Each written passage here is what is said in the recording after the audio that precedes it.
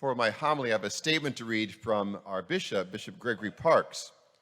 He says, I would like to provide some clarity on the many news articles that have recently been shared about the Catholic Church.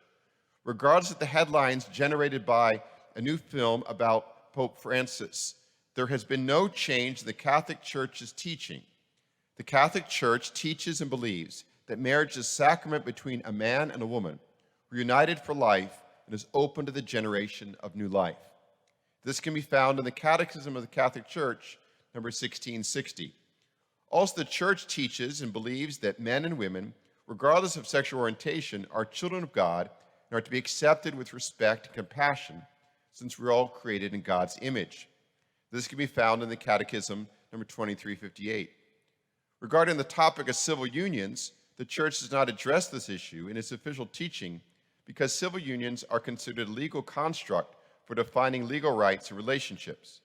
To learn more about the Church's teaching, I encourage you to read the Catechism, which is readily available online. May God bless you.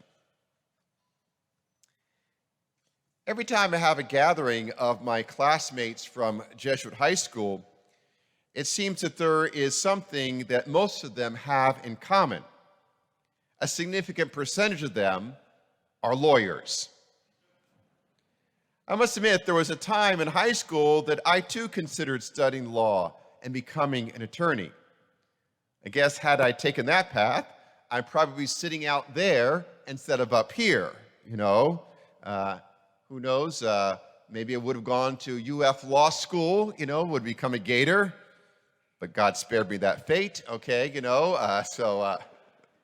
And, you know, I think it would have been a pretty good attorney, you know, but that's not what God had in store for me. So, you know, our life is full of choices that we have, and those choices obviously have consequences to how our life plays out.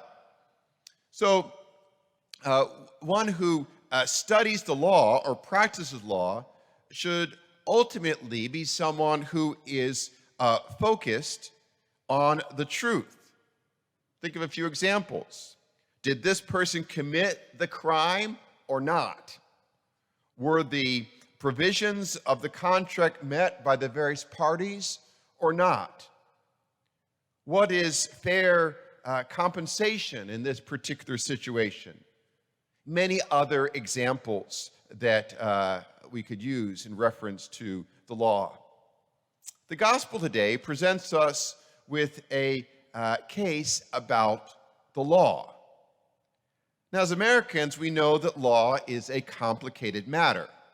In fact, there are so many different laws on our books that have been approved over the years, and such great variety and wide variety of topics, that there is no one, absolutely no one in our country who's an expert about every aspect of American law.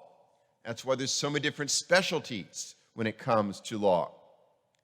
For our own part, we recognize that, of course, some laws are more important than others. But if I asked, you know, what is the most important law on the books, what would you say? I suspect even that some of our practicing attorneys and judges that are part of our parish, maybe some here today, if I'd ask that, would have a hard time answering which is the most important law in the United States, many laws.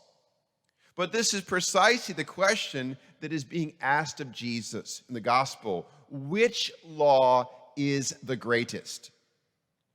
Now, Jewish scholars had long determined that there were, in fact,